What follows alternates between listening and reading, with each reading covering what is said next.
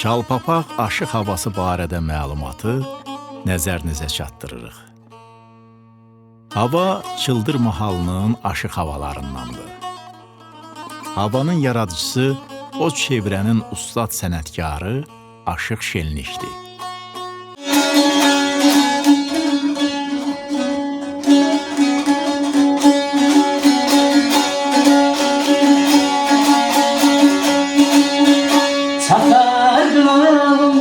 Çay kenarında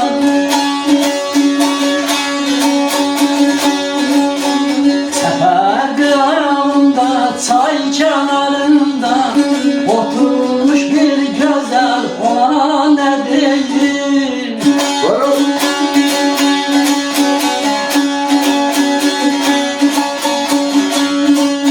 Aynasın elinde, bezeyt elinde, ağlayaktan koşta falan ne diyeyim?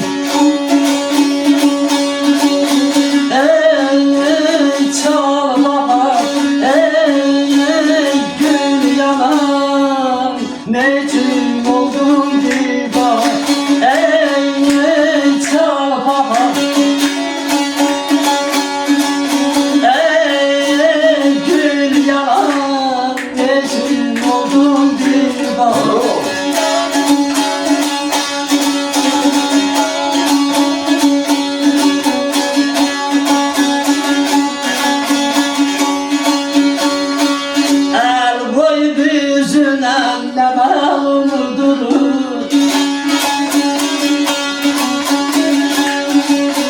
Eşkin hançerini sana vurur,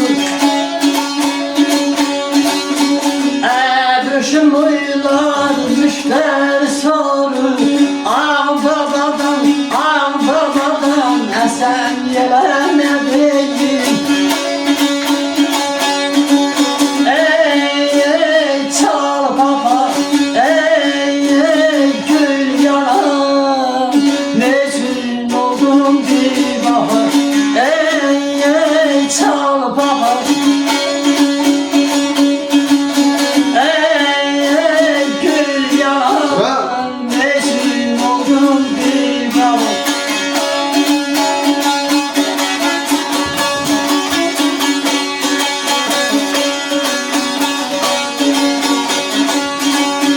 Şenli beğeniptir oğala gözü,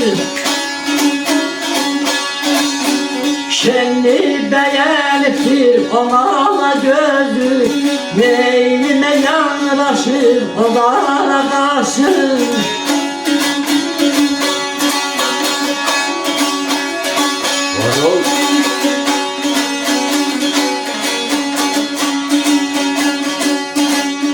Hoş hoş olur durur, çıldırır gözü, şeker de halında bilen ne diyeyim? Ey çal baba, ey gül yanan, necin oldun diva?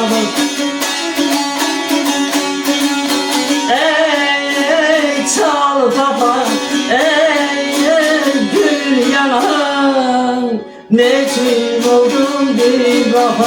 Necin oldun diva?